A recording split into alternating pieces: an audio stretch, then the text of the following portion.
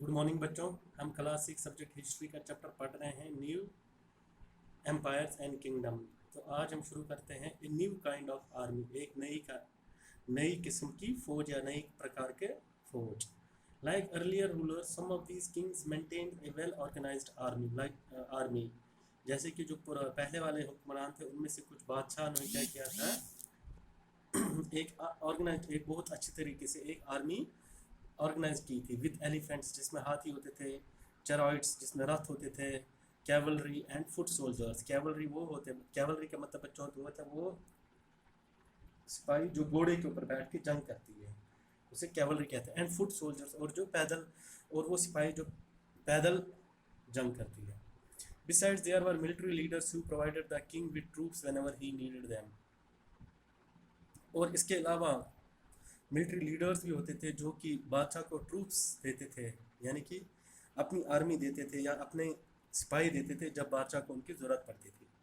They were not paid regular salaries, उनको regular salaries या आमदनी नहीं मिलती थी। Instead some of them received grants of land, उनमें से कुछ को क्या मिलती थी, ज़मीन देते थे, जितनी वो ज़मीन चाहते थे तो उतनी मिल जाती थी। They collected revenue from those land and used this to maintain soldiers and horses and provide equipment for warfare. वो क्या करते थे, जो ज़मीन थी उससे पैसा कमाते थे, जो उनके सोल्जर्स होते थे, सिपाही होते थे, उनको रख रखाव के लिए, या जो घोड़े होते थे उनके रख रखाव के लिए।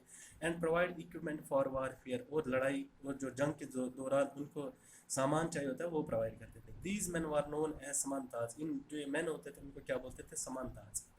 Whenever the ruler was weak, Samantas tried to become independent. जब भी हुक्मरान कमज़ोर होता तो जो ये समंताज थे ये क्या करते थे, कोशिश करते थे कि ये इंडिपेंडेंट हो जाए।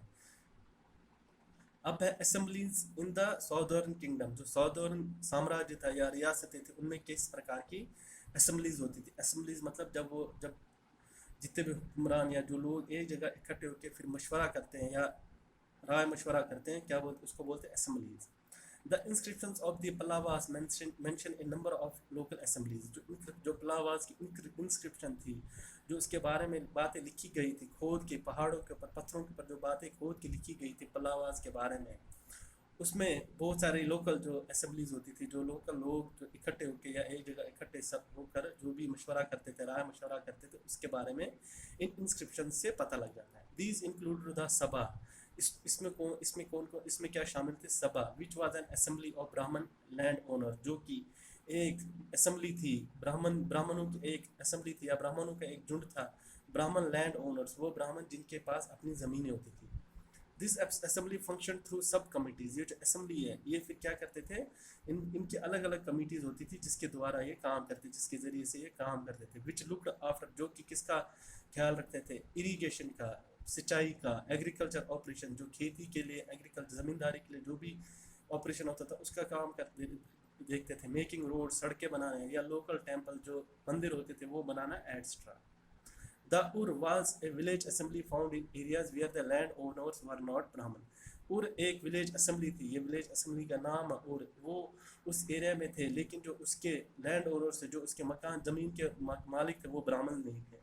And the Nagaram was an organisation of merchants, और नागराम एक ऑर्गेनाइजेशन नाम का एक संगठन का नाम है नागराम। वो किन का था, मर्चेंट्स जो कारोबारी होते थे उनका एक संगठन था जिसका नाम क्या था, नागराम। It is likely that these assemblies were controlled by rich and powerful landowners and merchants. और ये देखा गया कि ये जितने भी assemblies थे, जितने भी ये ऑर्गेनाइजेशन थे या assemblies थे, इनको किसने कंट्रोल कर रखा था, जो बहुत ही पावरफुल या अमीर लैंड ओनर, ज़मींदार होते थे या ज़मीन मालिक होते थे, एंड मर्चेंट्स और जो कारोबारी होते थे, उन्होंने इन assemblies को क्या कर रखा था, कंट्रोल में रखा था।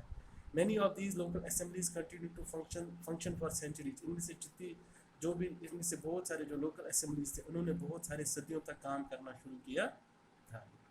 तो थैंक यू बच्चों, आज की क्लास में हम इतना ही पढ़ेंगे, नेक्स्ट क्लास में हम आगे का चैप्टर पढ़ेंगे।